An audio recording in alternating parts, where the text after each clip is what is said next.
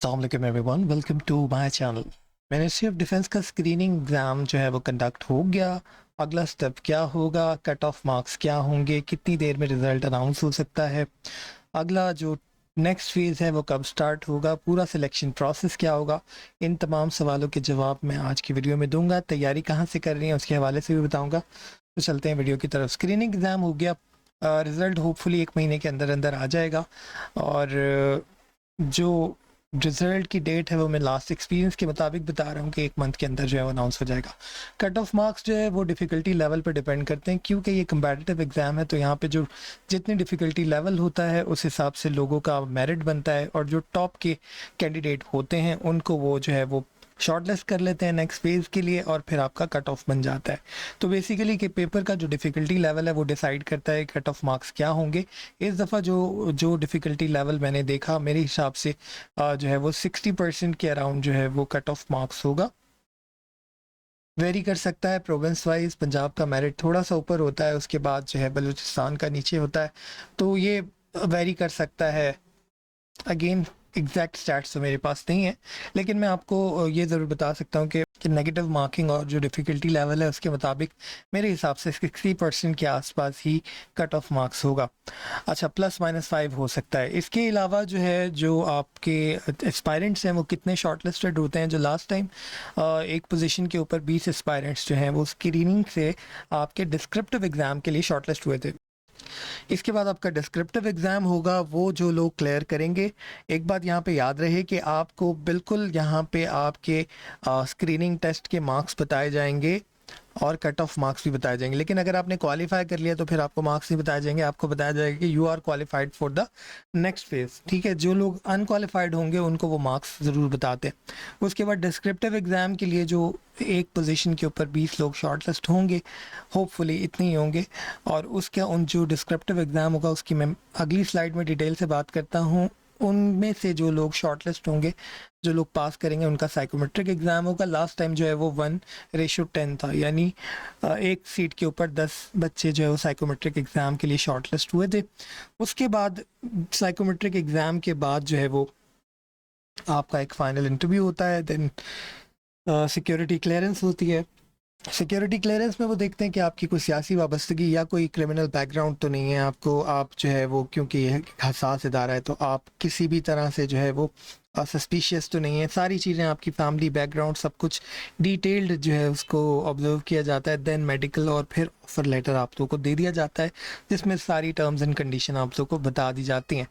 Next phase, क्योंकि descriptive exam होगा तो उसके हवाले से हम बात कर लेते हैं। सिलेबस उसका क्या होगा। लास्ट जो 2-3 साल के पेपर हुआ 2019 में हुआ, वो एनटीएस ने लिया।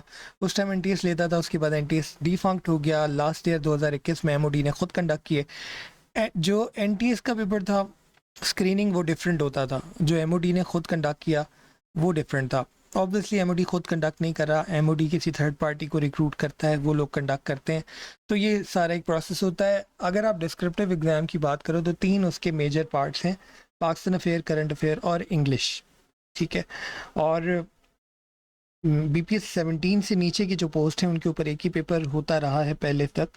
और एक कयास राय भी है कि इस दफ़ा सब इंस्पेक्टर का जो है वो डिस्क्रिप्टिव एग्ज़ाम होगा या नहीं होगा। तो लास्ट ईयर तक जो है वो सब इंस्पेक्टर का भी हुआ और असिस्टेंट का भी हुआ। 14, 15, 16 के जो भी लोग थे उन लोगों का डिस्क्रिप्टिव एग्ज़ाम हुआ था, एक ही पेपर हुआ था। और जो असिस्टेंट डायरेक्टर ग्रेड 17 के थे उनके 2 एग्ज़ाम हुए थे। उसमें इंग्लिश एसए का पेपर अलग था और जनरल नॉलेज का पेपर अलग था। जनरल नॉलेज के अंदर आपका पाकिस्तान अफेयर, करंट अफेयर के सवाल थे, 5 सवाल थे, 5 अटैम्प्ट करने थे, कोई चॉइस नहीं थी। इंग्लिश एसए के अंदर आपके पास 3 से 4 ऐसे थे और एक ऐसे आपको ऑप्ट करना था, और 1500 वर्ड्स का ऐसे था। 2 घंटे आप लोगों को दिए गए थे और वो आपको जो है वो करना था। याद रहे ये दोनों पेपर एक ही दिन हुए थे, कुछ थोड़े एक घंटे के गैप के बाद। ठीक है, तो आपको ज़्यादातर कोई रिवीजन का टाइम मिलता नहीं है यूजुअली। ठीक है, अब आ जाओ। अगर पेपर पैटर्न मैंने आप लोग के साथ डिस्कस कर लिया, सिलेबस मैंने आप लोग के साथ डिस्कस कर लिया, तैयारी के हवाले से मैं आपको बता दूं। अच्छा, कुछ लोगों का इंग्लिश के अंदर जो है वो कॉम्प्रीहेंशन भी थी और प्रेसी राइटिंग भी थी। ठीक है, सब इंस्पेक्टर के पेपर में आई गेस जो है वो लास्ट ईयर इन्होंने शेयर की थी कि प्रेसी राइटिंग भी दे दी थी कहीं पर। तो आपने अंग्रेज़ी का पर्चा जब आप तैयार कर रहे हैं एडी के अलावा, तो वहाँ पे आपने कॉम्प्रिहेंशन, प्रेसी राइटिंग और अंग्रेज़ी को थोड़ा डिटेल में पढ़ लेना है, ताकि अगर वो थोड़ा सा पेपर पैटर्न चेंज करें तो आप कंफर्टेबल रहो। अब आ जाओ कि तैयारी के लिए सोर्सेज आपको कहाँ कहाँ से मिलेंगे। तो पाकिस्तान अफेयर के लिए जो है वो आपको जो एक मलिहा लोधी की किताब beyond the crisis state Pakistan की, जो बहुत बेहतरीन किताब है, अगर आप वो डिटेल में पढ़ सकते हो तो उसमें आपके कॉन्सेप्ट बहुत अच्छे क्लियर हो जाएंगे। अच्छा, ये बुक्स पढ़ने का फ़ायदा ये होता है कि यहाँ से आपके जो कोर कॉन्सेप्ट है ना, वो थोड़े से बेहतर हो जाते हैं, क्योंकि इस तरह के एग्ज़ाम्स में आपको बहुत डिटेल्ड तरीके से आपका जायज़ा लेते हैं कि आप जो है आपका कोई प्रीजुडाइज्ड प्री कंसीव्ड आइडियाज़ तो नहीं है, ठीक है, आप जो है वो किसी सियासी वाबस्तगी से तो नहीं ताल्लुक़ रखते, तो आपके आइडियाज़ जो है बड़े न्यूट्रल होने चाहिए और आप अपने आइडियाज़ में बायस नज़र नहीं आओ, ठीक है। इसलिए बेहतर है कि आप किसी बेहतर ऑथर को पढ़ लें। मलिहा लोधी जो है उनकी किताब बहुत बेहतरीन है। इसके अलावा इकराम रब्बानी की किताब आपको मिल जाएगी। इसके अलावा शाहिद साहब की किताब है, वो अच्छी किताब है। तो ये शाहिद साहब की किताब में तो आपको करंट अफेयर के भी काफ़ी सारे टॉपिक मिल जाएंगे, लेकिन क्योंकि पाकिस्तान अफेयर और करंट अफेयर की स्टैट्स अपडेट होते रहते हैं, तो जो आपकी जो स्टैट्स हैं वो आपको अपडेट करने होंगे। वो अपडेट कहाँ से होंगे? जो रिसर्च रिपोर्ट्स आ रही हैं, जर्नल्स आ रहे हैं, ठीक है, वहाँ पे आपको रिसेंट अपडेटेड स्टैट्स मिल जाते हैं, ठीक है। और इसके अलावा आप किसी भी एकेडमी के नोट्स भी ले सकते हो, ठीक है, बहुत सारे नोट्स आपको अवेलेबल मिल जाएंगे, तो वहाँ से भी आपको काफ़ी ज़्यादा आइडिया हो जाएगा। इसके अलावा मेरे चैनल पर भी कुछ लेक्चर अपलोडेड हैं, जिसमें करंट अफेयर्स और पाकिस्तान अफेयर्स की कुछ स्टैट्स भी मौजूद हैं। आप ये कर सकते हो कि वहाँ से रेफरेंस लेकर उसकी रीसेंट रिपोर्ट्स निकाल के अपने स्टैट्स अपडेट भी कर सकते हो। कहीं कहीं वो स्टैट्स भी कोट कर सकते हो जो रीसेंट वीडियोस हैं, क्योंकि वीडियोस 2-3 साल से अपलोड हो रही हैं, तो कुछ स्टैट्स पुराने भी होंगे उसके अंदर। इसके अलावा ऐसे राइटिंग के लिए अथेंटिक ऐसे जो है वो काफ़ी बेहतरीन किताब है, बहुत सिंपल वे में उसके अंदर ऐसे लिखे हुए हैं। इसके अलावा मेरे चैनल के ऊपर भी आपको मिल जाएंगे कुछ ऐसे के हिसाब से कुछ सिंपलेस्ट लेक्चर, जहाँ पे आपको थोड़ा बहुत आइडिया हो जाएगा कि आपने आउटलाइन कैसे लिखनी है, आपने जो है वो अपनी ब्रेनस्टॉर्मिंग कैसे करनी है, आपने आउटलाइन को बनाना कैसे है, उसके बाद उसी आउटलाइन से अपना ऐसे किस तरह से जो है वो बनाना है। तो ये सारी चीज़ें आपको मेरे चैनल पे भी मिल जाएंगी, और कुछ आपको जो बुक्स मैंने रिकमेंड किए वहाँ से भी मिल जाएंगी। स्टैट्स आपको अपडेट करने होंगे ऑब्वियसली। तो ये कुछ रिसोर्सेज हैं जो कि मैंने आप लोग के साथ शेयर किए। इसके अलावा अगर आपके पास कोई क्वेरी है, आप मुझे भेज सकते हो CSSforum121@gmail.com पे, कमेंट सेक्शन में लिख सकते हो। कोई और सवाल जो रह गया हो जिसका जवाब देना, तो भी मैं ज़रूर उसके ऊपर जो है वो कमेंट करूँगा।